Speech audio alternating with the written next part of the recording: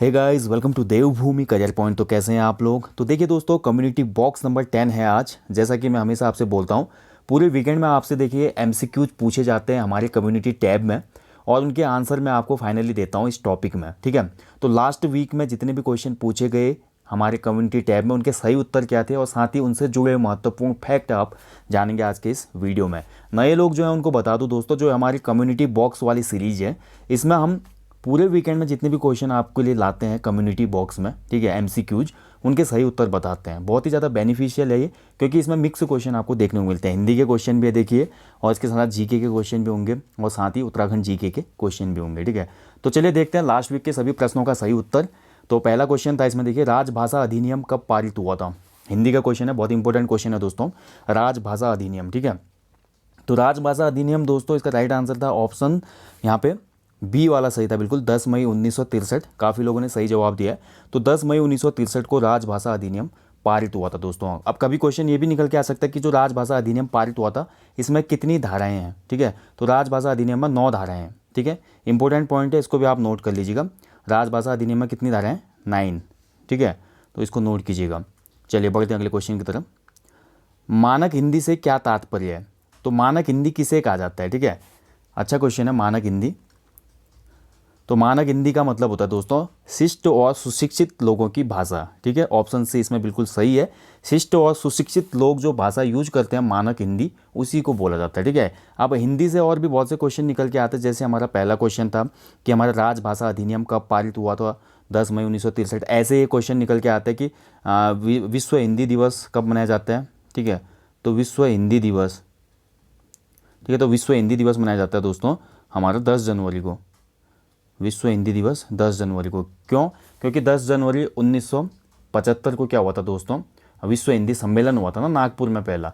तो इस वजह से ये हमारा 10 जनवरी को विश्व हिंदी दिवस मनाया जाता है, और इसको मान्यता मिली थी आधिकारिक 2006 में। यानी कि 2006 से हम प्रत्येक वर्ष 10 जनवरी को विश्व हिंदी दिवस मनाते हैं। तो अब हमारा एक और क्वेश्चन बनता है कि जो हमारा राष्ट्रीय हिंदी दिवस होता है वो तो अलग डेट है फिर, ठीक है। तो हमारा जो राष्ट्रीय हिंदी दिवस बोल सकते हैं, हिंदी दिवस होता है, तो वो 14 सितंबर को होता है, ठीक है। हिंदी दिवस 14 सितंबर को, और विश्व हिंदी दिवस 10 जनवरी को। 14 सितंबर को हमारा हिंदी दिवस क्यों होता है राष्ट्रीय वाला, क्योंकि 14 सितंबर 1949 को, ठीक है, 14 सितंबर 1949 को हमारी संविधान सभा ने हिंदी को मान्यता प्रदान की थी, ठीक है। हमारी हिंदी को राजभाषा के रूप में मान्यता दी थी ना, इसी वजह से 14 सितंबर को हिंदी दिवस मनाते हैं, 10 जनवरी को विश्व हिंदी दिवस मनाते हैं, और राजभाषा अधिनियम पारित हुआ था 10 मई 1963 को, ठीक है। हिंदी से बहुत से क्वेश्चन आते हैं, याद रखना। मानक हिंदी मतलब शिष्ट और सुशिक्षित लोगों की भाषा। अगले क्वेश्चन की तरफ बढ़ते हैं। चलिए, पृथक उत्तराखंड की मांग का प्रस्ताव उत्तर प्रदेश विधानसभा में प्रस्तुत करने वाला पहला व्यक्ति कौन था, ठीक है। अच्छा क्वेश्चन है दोस्तों। तो यहाँ पर हमारी बात हो रही है, देखिए, जो ऑप्शन के हिसाब से हम चलेंगे दिए गए विकल्पों में, पृथक उत्तराखंड की मांग का प्रस्ताव उत्तर प्रदेश विधानसभा में प्रस्तुत करने वाले व्यक्ति कौन हो जाएंगे यहाँ पे, ठीक है। तो हमारे ये राइट आंसर होगा इसका। ध्यान से इसको देखना, देखिए समझिए, उत्तर प्रदेश की बात हो रही है यहाँ पे, संयुक्त प्रांत की बात नहीं हो रही, ठीक है। तो उत्तर प्रदेश जब हमारा राज्य अस्तित्व में आया, यूपी नाम, उसके बाद हम देखते हैं कौन सा विधायक था जिसने प्रत्यक्ष प्रस्ताव सौंपा था विधानसभा में। तो इसका नाम हो जाएगा जसवंत सिंह बिष्ट, ठीक है। रावत नहीं, बिष्ट, ये अलग व्यक्ति हैं, जसवंत सिंह बिष्ट। ये हमारे यूकेडी के पहले विधायक थे दोस्तों, रानीखेत सीट से। 1980 में जो चुनाव हुए थे विधानसभा के, उसमें ये जीत गए थे। जब उत्तराखंड क्रांति दल बना ना 1979 में, 1979 में उत्तराखंड क्रांति दल बना, और उत्तराखंड क्रांति दल ने चुनाव लड़ा 1980 विधानसभा का, जिसमें रानीखेत सीट से इनको सफलता मिलती है। एक सीट आई उसमें यूकेडी के खाते में, और जसवंत सिंह बिष्ट पहुंच गए हमारे उत्तर प्रदेश विधानसभा में, और वहाँ पर इन्होंने प्रत्यक्ष मांग रख दी पृथक पर्वतीय राज्य की। ये सब हम पढ़ते हैं पृथक राज्य आंदोलन का जो इतिहास है दोस्तों, ठीक है, जो हमारा कोर्स है उसमें हमने अच्छे से देखा समझा है कि क्या क्या उसमें हुआ था। हमारा 1897 से शुरुआत हो जाती है पृथक राज्य की, और फाइनली 2000 में हम सफलता पाते हैं। तो टोटल घटनाक्रम हमने पृथक राज्य आंदोलन में पढ़ाया ऑनलाइन कोर्स में, ठीक है। तो जसवंत बिष्ट आपको याद रखना कौन थे, तो जसवंत सिंह बिष्ट हमारे पहले यूकेडी के विधायक थे दोस्तों, ठीक है। फिर उसके बाद अगले जो चुनाव हुए उसमें 2 विधायक बने यूकेडी के, एक हमारा काशी सिंह ऐरी का नाम भी आ जाएगा फिर। चलिए बढ़ते अगले क्वेश्चन की तरफ। निम्न में से किसे पहाड़ का प्रेमचंद कहा जाता है। तो पहाड़ का प्रेमचंद, देखिए ये मैं पॉइंट रखना भूल गया था, अभी हाल में ही मैंने इन पे वीडियो दिया था, विद्यासागर नौटियाल जी। तो विद्यासागर नौटियाल को पहाड़ का प्रेमचंद कहा जाता है, ठीक है। हालांकि थंबनेल पे मैंने दिया हुआ था। अब पहाड़ का प्रेमचंद क्यों बोलते हैं इनको, तो विद्यासागर नौटियाल की रचना आपने देखी है दोस्तों, भैंस का कटिया, ठीक है, बहुत सी इनकी ऐसी रचनाएं, टिहरी की कहानियाँ। तो इनकी जितनी भी रचनाएं हैं दोस्तों, वो रचनाएं किस पे आधारित हैं? कृषक समुदाय पे, यानी कि किसानों पर, इसके साथ साथ आंचलिक जो समस्याएं हैं उन पर आधारित हैं, सामाजिक कुरीतियों पर आधारित हैं, ठीक है। यानी कि जैसा कि मुंशी प्रेमचंद ने किया था, मुंशी प्रेमचंद ने अपने साहित्य का विषय ही किसान वर्ग को बनाया। उनकी ज़्यादातर रचनाएं आप किसान वर्ग पर ही देखेंगे, ठीक है। इसी सेम इसको फॉलो करते हुए विद्यासागर नौटियाल जी का भी यही सीन था। उन्होंने जो उत्तराखंड की कृषक समस्याएं थी, जन समस्याएं थी, कुरीतियाँ थी, उन पे उन्होंने ज़्यादा रचनाएं की। इसीलिए इनका कंपैरिजन प्रेमचंद से किया जाता है और इनको पहाड़ का प्रेमचंद बोला जाता है, ठीक है। बुक्स में नहीं दिया होता है, बहुत बार बोला जाता है, कुछ बड़े बुद्धिजीवी बोलते हैं कि ये पॉइंट गलत है, लेकिन बहुत जगह पे जब आर्टिकल पढ़ेंगे आप बड़े बड़े विभूतियों के बारे में, पहाड़ का प्रेमचंद, पहाड़ का अंबेडकर, खाली नहीं बोला गया है उनको, कोई ऐसे हवा में नाम नहीं मिलता। उनने उस लायक काम भी किया। जैसे हम पहाड़ का अंबेडकर बोलते हैं, मुंशी हरिप्रसाद टमटा, तो शिल्पकार आंदोलन में एक महत्वपूर्ण भूमिका रही थी उनकी, ठीक है, तो इसीलिए बोलते हैं। तो इसका राइट आंसर है दोस्तों ऑप्शन है विद्यासागर नौटियाल जी, ठीक है। अच्छे से याद रखिएगा, क्वेश्चन बहुत इंपॉर्टेंट है। लास्ट टाइम पूछा था ना, उत्तराखंड का हातिम ताई पूछ लिया गया था लास्ट क्वेश्चन एग्जाम में भी, फॉरेस्ट गार्ड का जो एग्जाम हुआ था उसमें उत्तराखंड का हातिम ताई आया था। अब ये हातिम ताई आप जानते हैं, हातिम ताई आप देखते भी होंगे, पहले एक सीरियल आता था। तो ऐसे क्वेश्चन अगर बन रहे हैं तो क्यों नहीं बन सकता है क्वेश्चन। और दूसरा विद्यासागर नौटियाल जी का देखिए दोस्तों, एक कहानी या हम बोल सकते हैं कहानी थी ये, सोना कहानी। सोना कहानी का दूरदर्शन पर टेलीकास्ट भी हुआ था, ठीक है। ये अच्छा इंपॉर्टेंट पॉइंट है। विद्यासागर नौटियाल जी की सोना जो कहानी थी, इस पर टेली फिल्म बनी थी, सोना रचना पे टेली फिल्म बनी थी और दूरदर्शन ने इसको टेलीकास्ट किया था, याद रखिएगा, ठीक है। क्वेश्चन आ जाते जैसे हम लोग पूछ लेता है, मनोज श्याम जोशी का धारावाहिक था वो। राज्य में पहली बार चकबंदी परामर्श समिति का गठन किस वर्ष हुआ? ये क्वेश्चन बहुत इंपॉर्टेंट है दोस्तों आज। चकबंदी, कई बार आप ये नाम सुनते हैं चकबंदी, क्या है ये चकबंदी, ठीक है ना इंपॉर्टेंट। चकबंदी सुना तो है कई बार। चकबंदी अधिकारियों की भर्ती होगी, लास्ट ईयर का एक अपडेट था, 700 अधिकारी इसमें आएंगे, ठीक है। लेकिन अभी चकबंदी का जो हमारा है, चकबंदी का अधिनियम तो लागू हो चुका है राज्य में, लेकिन नियमावली नहीं बन पाई है अभी तक। नियमावली जब तक नहीं बनेगी तो ऑफिसर कहाँ से भर्ती होंगे, ठीक है। चकबंदी को थोड़ा समझिए दोस्तों, आज अच्छे से समझाता हूँ, ठीक है। तो चकबंदी दोस्तों होता है, चक का मतलब होता है खेत, चक का मतलब होता है खेत, बंदी का मतलब होता है घेरना, बंदी का मतलब घेरना या घेरबाड़ करना, ठीक है। तो चकबंदी क्या है? चकबंदी अधिनियम देखिए यूपी वगैरह में लागू दोस्तों, बिहार में लागू है चकबंदी अधिनियम। चकबंदी अधिकारी भी होता है उसके लिए वहाँ पे, ठीक है। और आपको पता है जब देश आज़ाद हुआ तो हमारा एक अधिनियम आया था, आपको याद होगा 1950 में हमारा एक अधिनियम आता है किसानों की ज़मीन को बचाने के लिए, जिस अधिनियम का नाम था जमींदारी उन्मूलन अधिनियम। उत्तर प्रदेश में कब अधिनियम में आया था, क्वेश्चन बना भी था यूके पीएससी में या लोअर पीएससी में बना था क्वेश्चन, ठीक है। तो आपको पता होना चाहिए 1950। अब इसके बाद देखिए पृथक राज्य, उसके बाद तो हम यूपी के साथ ही हो गए, यूपी में तो चल ही रहा था। जब हम 2000 में यूपी से अलग हुए दोस्तों, तो पहाड़ों में भी चकबंदी हमारी होनी चाहिए, इसके लिए बहुत सी हमारी समितियां बनाई जाती हैं, विचार विमर्श किया जाता है, लेकिन कभी भी इसमें सफलता नहीं मिलती। पहली बार जो हमारी चकबंदी परामर्श समिति बनी थी वो 2003 में बनी थी, ठीक है। इसका आंसर लिख लीजिए पहले, 2003 होगा राइट आंसर। अब 2003 से देखिए 2020 आ गया, 17 सालों में भी नियमावली नहीं बनी है चकबंदी की। हालांकि राज्य सरकार ने चकबंदी अधिनियम पारित किया 2016 में। 2016 में क्वेश्चन निकल के आ सकता है, उत्तराखंड राज्य में चकबंदी अधिनियम कब लाया गया था? तो 2016 में, लेकिन नियमावली नहीं बनी है। कब तक लागू होता है देखने वाली बात होगी। हमारा पड़ोसी राज्य जो हिमाचल प्रदेश है ना दोस्तों, वहाँ पर चकबंदी अधिनियम है, चकबंदी नियमावली अच्छे से लागू होता है। इसलिए आप देखते हैं आज हिमाचल ज़्यादा डेवलप है हमारे कंपेयर टू उत्तराखंड, क्योंकि हिमाचल का आदमी पलायन कम करता है। चकबंदी होने के पास उसके बाद ज़मीन अच्छी खासी, वहाँ पे वो खेती करता है, बागवानी करता है, मशरूम उगा रहा है, भेड़ पालन कर रहा है, सेब उगा रहा है, लीच, उसके यहाँ खुमानी, ठीक है, बहुत सी वहाँ पे बागवानी हो रही है, आलू उगा रहा है। और यहाँ पर किसान क्या कर रहा है, अपनी ज़मीन को छोड़ के अभी प्लेन में पलायन करते हैं। ज़रूरी है भाई, रोजी रोटी के लिए जाना तो पड़ेगा। लेकिन अब ये चकबंदी होती क्या है, अब इसको थोड़ा समझिए दोस्तों। हमारा कोई गाँव है, ठीक है, एक छोटे से मैप के माध्यम से मैं समझाता हूँ आपको। ये गाँव मान लेते हैं दोस्तों, गाँव के बीचों बीच सड़क जा रही है, ठीक है। यहाँ पे गांव है, 4-5 बोल सकते हैं कि चलिए 10 परिवार हम ले लेते हैं, 10 परिवारों का गांव है। और इन 10 परिवारों की गांव की ज़मीन यहाँ पर रोड के ऊपर साइड भी है। छोटे छोटे खेत होते हैं ना उत्तराखंड में, ये छोटे छोटे हमारे खेत होते हैं, सीढ़ीदार खेत। और ऐसे ही इस गाँव वालों की ज़मीन यहाँ पर भी है, नीचे भी है, ये पूरी ज़मीन यहाँ नीचे भी है, ठीक है। अब चकबंदी अधिनियम में क्या होगा दोस्तों, चकबंदी का मतलब है ज़मीन को बांधना, ठीक है, जो हमारे खेत हैं। वैसे भी आप देखते हैं उत्तराखंड में, अगर मैं बात करूँ ज़मीन की, ठीक है, ये गांव की हमने बात की। अब इस गांव में दो परिवार को ले लेते हैं, एक ए परिवार है, एक बी परिवार है, ठीक है। अब ए परिवार का दोस्तों एक खेत का टुकड़ा यहाँ भी है और एक खेत का टुकड़ा रोड के नीचे है, ठीक है। अब बी परिवार का भी दोस्तों क्या है, एक खेत का टुकड़ा यहाँ पे है और एक खेत का टुकड़ा नीचे वाली रोड के नीचे भी है, ठीक है। अब बेचारा ए को जब जुताई करनी पड़ती है तो यहाँ जाता है बैलों के साथ, दिन भर थक जाता है, उसके बाद नीचे वाले खेत में अगले दिन जाता है, यानी कि एक ही दिन में जुताई नहीं हो पा रही। बी वाले के साथ भी ऐसा ही हो रहा है, रोड के ऊपर भी खेत है, वहाँ भी जाना है जुताई करने, फिर अगले दिन नीचे वाले खेत में भी जाना है, बगल वाले खेत में, यानी कि नदी के किनारे जो खेत है। समझ पा रहे होंगे आप, स्थानीय लोग अच्छे से समझ पा रहे होंगे। तो हमारा अब चकबंदी में क्या होगा दोस्तों, क्योंकि ज़मीन देखिए यहाँ पे ज़मीन को मापा जाएगा पहले, लगभग मान लेते हैं कि ए और बी की ज़मीन बराबर है। बराबर ना होने की कंडीशन में फिर और यहाँ पे अलग मेथड यूज करे जाते हैं, बहुत सी इसमें धाराएं होती है चकबंदी वगैरह। चकबंदी में ज़मीन को जोता जाएगा, यानी कि माफ कीजिए मापा जाएगा ज़मीन को, यानी कि ज़मीन की पैमाइश होगी, भू बंदोबस्त है। अब हमने क्या किया, चकबंदी अधिनियम जैसे लागू होगा दोस्तों, तो यहाँ पर जो खेत हैं दो, ठीक है, ये दो खेत के टुकड़े मिल जाएंगे ए को, सेम लाइक ये दो खेत के बराबर ये एरिया हमारा नीचे भी था, तो ये नीचे के खेत मिल जाएंगे बी को, ठीक है।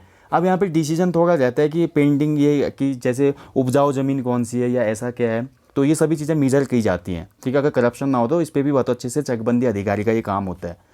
अब ऐसा होने पे क्या होगा, देखिए दोस्तों, बाई चांस हम मान सकते हैं कि किसी गांव में 4-5 ही परिवार है और गांव में बहुत ज़्यादा ज़मीन है, ठीक है, तो एक साथ ज़्यादा ज़मीन आ जाएगी ना, एक आदमी के पास इतना पूरा टुकड़ा आ जाएगा, बी के पास इतना आ जाएगा, सी के पास इतना आ जाएगा, डी के पास इतना, ई के पास इतना, तो पांचों परिवार के पास एक ही साथ एक ही जगह पे ज़मीन आ जाएगी। इससे क्या होगा, जो उनका ज़्यादा एक्स्ट्रा एफर्ट लगता है, श्रम लगता है, वो बच जाएगा। यानी कि आज ए गया पूरी ज़मीन को जोत के आ गया, बी जीत छिड़क दिया, सब काम कर दिया भैया इसने, बी ने भी वैसे कर दिया, ई वाले ने इसमें कर दिया पूरा, ठीक है। जितनी ज़मीन उनकी पहले से गाँव में थी उस ज़मीन की चकबंदी हो गई, यानी कि ज़मीन उतनी ही मिली उनको। और चकबंदी करने से एक फ़ायदा ये होता है कि ज़मीन जो है बिल्कुल वेल रजिस्टर्ड, इसको मान सकते हैं हम, ठीक है। आज भी हम देखते हैं 5वीं पीढ़ी की हमारे रजिस्ट्रेशन होती है।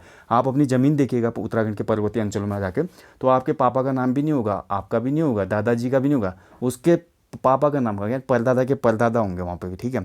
तो ये सभी चीज़ें सही करने की आवश्यकता है उत्तराखंड में, और इसका बेनिफिट आप लोगों को भी मिलेगा। अगर चकबंदी ये जो हमारी नियमावली आ जाती है, तो इसमें हमारी एक पोस्ट आती है दोस्तों, जिसको बोलते हैं चकबंदी अधिकारी, ठीक है। क्या बोलते हैं, चकबंदी अधिकारी। अच्छा है, ग्रेड पे 7 होता है, लेवल 7 का, ठीक है। तो चकबंदी अधिकारी लेखपाल, यानी कि पटवारी जैसा ही होता है ये पोस्ट भी आ जाएगी। अब ये कब तक होता है देखने वाली बात है, क्वेश्चन पे आते हैं। चकबंदी पर मैं पूरा एक अलग से वीडियो दूंगा, सोच रहा हूँ, ताकि आप अच्छे से समझ पाएंगे। तो चकबंदी परामर्श समिति का पहली बार गठन होता है 2003, यानी कि ऑप्शन डी इसमें सही था। काफ़ी कम लोगों ने सही उत्तर दिया है। चलिए बढ़ते हैं अगले क्वेश्चन की तरफ। कुमाऊं के प्रथम उपन्यासकार माने जाते हैं, तो देखिए कुमाऊं के पहले उपन्यासकार दिए गए विकल्पों में माने जाते हैं दोस्तों लक्ष्मीदत्त जोशी। काफ़ी कम लोगों ने आंसर किया, मात्र 4%।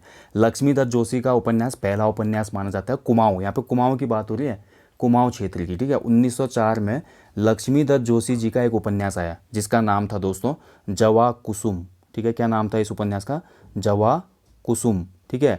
और जवा कुसुम नामक जो ये उपन्यास था, ये दोस्तों लक्ष्मी नारायण प्रेस मुरादाबाद से पब्लिश होता था उसमें, ठीक है, 1904 में। तो पहले हमारे कुमाऊं के प्रथम उपन्यासकार जाएंगे लक्ष्मीदत्त जोशी। इसके बाद हम क्रमशः बात करें तो बहुत से उपन्यासकार आए अच्छे अच्छे, जैसे कि इलाचंद्र जोशी हैं हमारे, ठीक है, मनोवैज्ञानिक उपन्यासकार कहलाते हैं। इसके बाद हम बात करें गोविंद बल्लभ पंत, हमारे मुख्यमंत्री वाले पंत जी नहीं, उत्तराखंड में 2 गोविंद बल्लभ पंत हुए, ये भी आप याद रखिए। एक गोविंद बल्लभ पंत हमारे राजनेता थे, तो दूसरे गोविंद बल्लभ पंत हमारे बहुत बढ़िया कहानीकार और उपन्यासकार थे। तो उनकी भी बहुत सी रचनाएं, अंगूर की बेटी, कोहिनूर का लुटेरा, ठीक है। उत्तराखंड की महान जो हमारे साहित्यकार है उस प्ले लिस्ट में जाइए, आपको मिल जाएंगे वो गोविंद बल्लभ पंत, अलग ही नाम है, वो नाम सेम है लेकिन काम अलग है दोनों का, ठीक है। और इसके बाद बात करते हैं हमारे जो अगला जो नाम आता है दोस्तों, बहुत इंपॉर्टेंट नाम आ जाता है, शैलेश मटियानी। शैलेश मटियानी जी को भी हम जानते हैं, बहुत इंपॉर्टेंट है। शैलेश मटियानी जी को आंचलिक साहित्यकार भी कहा जाता है, उपन्यासकार कहा जाता है, और इनकी तुलना फणीश्वर नाथ रेणु से होती है। फिर उसके बाद क्रमशः हिमांशु जोशी, शेखर जोशी, बहुत से हैं हमारे पास, ठीक है। तो यहाँ पे प्रथम पूछा गया इंपॉर्टेंट है लक्ष्मीदत्त जोशी, पहला उपन्यास इनका जवा कुसुम 1904 में, लक्ष्मी नारायण प्रेस मुरादाबाद से। अ सॉन्ग ऑफ इंडिया पुस्तक के लेखक कौन है, तो अ सॉन्ग ऑफ इंडिया ये पुस्तक लिखी है रस्किन बॉन्ड। बिल्कुल, बहुत लोगों ने सही उत्तर दिया, बहुत अच्छा, वेरी गुड। तो रस्किन बॉन्ड की बात करें दोस्तों, रस्किन बॉन्ड देखिए बहुत ही जाने माने एक फेमस यहाँ पर राइटर हैं, ठीक है, अंग्रेजी भाषा में लिखते हैं और मसूरी में रहते हैं ये वर्तमान समय में। और रस्किन बॉन्ड की बात करते हैं, इनका जो पहला उपन्यास था 17 साल की उम्र में लिखा है इन्होंने, the room on the roof, ठीक है, the room on the roof, ठीक है, ये इनकी पहली रचना है। इसको याद रखिए, कई बार क्वेश्चन बनने के चांस होते हैं, पहली कोई भी चीज़ होती है तो the room on the roof इनकी रचना है, ठीक है। और रस्किन बॉन्ड ने अभी हाल में ही 2020 में जुलाई माह में इस पुस्तक का विमोचन किया, अ सॉन्ग ऑफ इंडिया। क्या है भाई अ सॉन्ग ऑफ इंडिया में, इसमें जर्नी बताई गई है रस्किन बॉन्ड जी की ना, जो पहली इन्होंने रचना की the room on the roof जो रचना थी, उपन्यास था इनका, ये यहाँ से लेकर जो हमारी पहली रचना से लेकर हमारी जो अभी तक की जो इनकी जर्नी रही उस जर्नी को बताया है, मतलब ऑटोबायोग्राफी टाइप आप बोल सकते हैं रस्किन बॉन्ड की। चलिए इसके बाद देखिए बहुत इंपॉर्टेंट दोस्तों, देखिए पहली बार ऐसा हुआ यूपीएससी प्री में कि उत्तराखंड से संबंधित क्वेश्चन भी पूछा गया एक, ठीक है। तो यूपीएससी प्री का क्वेश्चन है भैया, देख लीजिए ध्यान से, ठीक है। लोक सेवा आयोग की जो भारत की सबसे बड़ी परीक्षा मानी जाती है, ठीक है, आईएएस की। तो वहाँ पे 7वां क्वेश्चन है, देखिए दोस्तों, इनमें से कौन से ऐसे सर्वाधिक संभावनीय स्थान है जहाँ पर कस्तूरी मृग अपने प्राकृतिक आवास में मिल सकता है। तो दिए गए विकल्पों में बताना था कि कस्तूरी मृग निम्न में से कहाँ पर अपने प्राकृतिक आवास में मिलेगा भैया, और बिल्कुल डाउट नहीं था इस क्वेश्चन में, ठीक है। पहला और दूसरा इसका सही आंसर था। अस्कोट वन्य जीव विहार कस्तूरी मृग संरक्षण के लिए फेमस है। गंगोत्री राष्ट्रीय उद्यान हिमतेंदुआ और कस्तूरी मृग यहाँ पे भी देखने को मिलेगा आपको, यानी कि ये प्राकृतिक आवास है हमारा कस्तूरी मृग का, ठीक है। कस्तूरी मृग का ये प्राकृतिक आवास है। किशनपुर वन्यजीव अभ्यारण्य की बात करें तो उत्तर प्रदेश में स्थित है, लेकिन कस्तूरी मृग के लिए फेमस नहीं है ये। और जबकि मानस राष्ट्रीय उद्यान की बात करते हैं तो यहाँ पर भी कस्तूरी मृग प्राकृतिक आवास में नहीं पाया जाता। मानस राष्ट्रीय उद्यान स्पेशली फेमस है किसके लिए, हाथियों के लिए। और हाथियों के साथ साथ मानस हमारा फेमस है दोस्तों, यहाँ पर भी एक सींग वाला गैंडा मिलता है काजीरंगा की तरह, ठीक है, तो उसके लिए थोड़ा फेमस है ये। बाकी किशनपुर वन्य जीव विहार में जो हमारी एक हिसाब से बोल सकते हैं तराई की जितनी भी हमारे वन्य जीव प्रजातियाँ हैं वो ज़्यादा देखने को मिलती हैं। तो यहाँ पे बहुत सिंपल था, किसके लिए, केवल उत्तराखंड के एस्पिरेंट्स के लिए, ना केवल ऑल इंडिया की मैं बोलूँगा क्योंकि बहुत कन्फ्यूजिंग विकल्प थे इसमें। लेकिन उत्तराखंड के एस्पिरेंट्स ने बिल्कुल सही किया होगा, अस्कोट वन्य जीव अभ्यारण्य और गंगोत्री, यानी कि ऑप्शन ए इसमें सही था, केवल 1 और 2, ठीक है। तो यूपीएससी भी देखिए उत्तराखंड की तरफ आ रहा है भैया, लेकिन ग्रुप सी बहुत टफ बना दिया है यूके ट्रिपल एससी ने, बहुत अच्छे बुद्धिजीवी बैठे हैं वहाँ भी। अगला क्वेश्चन एक और था दोस्तों जो कि उत्तराखंड से मेल खाता है, यद्यपि ये क्वेश्चन मैं बोलूँगा भारतीय इतिहास से रिलेटेड है, लेकिन उत्तराखंड में भी इसका कहीं ना कहीं छोटा सा हमें एक रूप देखने को मिलेगा, मैं समझाऊंगा अभी। तो भारत के इतिहास में कुल्यवाप तथा द्रोणवाप शब्द क्या निर्दिष्ट करते थे। तो कुल्यवाप और द्रोणवाप जो ये थी दोस्तों, ये भूमाप इकाइयाँ थी या भूमाप पैमाना था एक हिसाब से, ठीक है, भूमि मापन का पैमाना था कुल्यवाप और द्रोणवाप। और ये भारतीय इतिहास में हम देखते हैं, ऑप्शन ए सही आंसर है, गुप्त काल में ये भूमापन पैमाने थे, गुप्त काल में। अब गुप्त काल के सिमिलर हम आ जाते हैं उत्तराखंड राज्य में। गुप्त काल जब भारत में चल रहा होगा उसमें उत्तराखंड में कौन सी शक्ति यहाँ पे राज कर रही थी बताइए। तो यहाँ पे चल रहा था कत्यूरियों का शासन। तो कत्यूरी शासन काल में भी दोस्तों हम पढ़ चुके हैं उत्तराखंड ऑनलाइन कोर्स में इतिहास में, कत्यूरी शासन काल में भी हमारा द्रोणवाप और कुल्यमाप जो थे भूमि मापन इकाइयाँ थी, ठीक है। तो यहाँ से भी हमारा एक क्वेश्चन सही हो सकता था उत्तराखंड के एस्पिरेंट का, साफ साफ। अगर उसने गुप्त काल भी नहीं पढ़ा था तो उसको इतना दिमाग में आ जाता, क्योंकि भूमि मापन पैमाना है, ठीक है, कत्यूरी ने यूज किया तो कहीं ना कहीं भूमि मापी गई हुई भारत के अन्य भागों में भी। तो कुल्यमाप द्रोणमाप अगले एग्जाम के लिए याद कर लें, कॉपी पेस्ट हो सकता है क्वेश्चन, ये यूपीएससी का क्वेश्चन है भैया, तो कोई भी पूछेगा इसको, ठीक है। चलिए अगला क्वेश्चन था, 2003 से मैफिसलाइट पत्र को पुनः शुरू करने का श्रेय किसे जाता है। तो मैफिसलाइट पत्र के बारे में थोड़ा जान लीजिए दोस्तों, इसका बेसिक थोड़ा हम यहाँ पे ब्रीफ मैं बता देता हूँ, हिस्ट्री क्या है इसकी। मैफिसलाइट पत्र शुरू हुआ दोस्तों 1850 के आसपास, ठीक है। काफ़ी इसमें भी कंट्रोवर्सी है हमारे इतिहासकार में, कोई बोलता है 1845 से शुरू हुआ, कोई बोलता है 1850 से शुरू हुआ। इसके जो संपादक थे तत्कालीन, ये झांसी की रानी के वकील भी रह चुके थे, इनका नाम था जॉन लैंग, ठीक है, ध्यान रखें क्या नाम था इनका, जॉन लैंग इसके संपादक थे।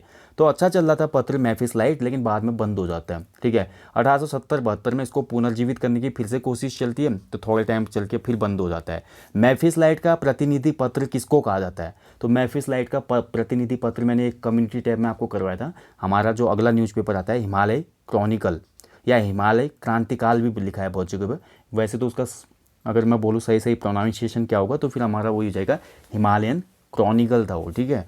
तो वो भी निकला था, लेकिन उसके बाद बंद हो गया दोस्तों। उसके बाद देखिए पूरा 130 साल के बाद, अगर मैं बात करूं 130 साल के बाद 2003 में इस पत्र को पुनः शुरू करने का श्रेय जाता है हमारा जयप्रकाश उत्तराखंडी को, यानी कि ऑप्शन सी सही आंसर था इसमें।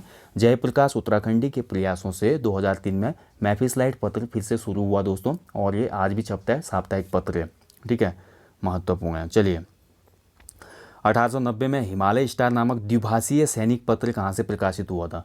तो 2 भाषा में था और सैनिक पत्र था, ये ध्यान रखेंगे।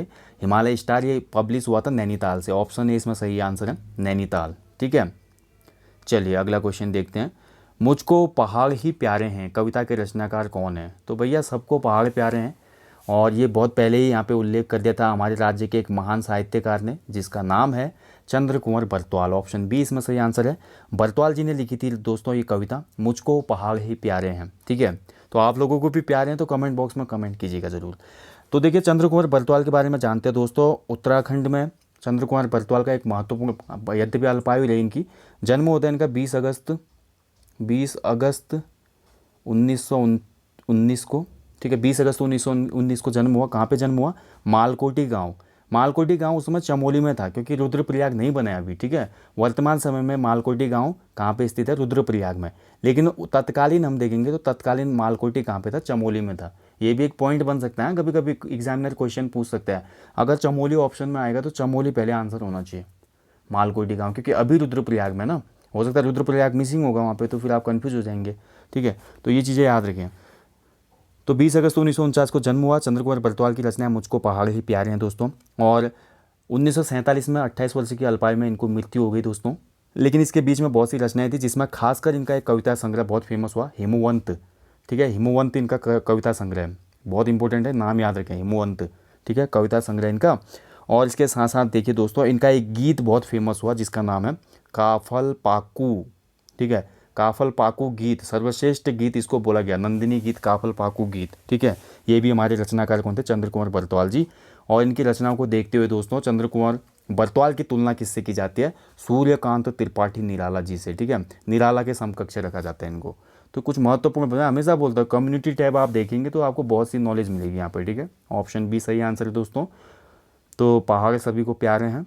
चलिए अगला क्वेश्चन है, पादरी डॉक्टर जॉर्ज स्मिथ ने किस कुमाऊं कमिश्नर को भारत के बड़े राजनीतिज्ञों में सम्मिलित किया है?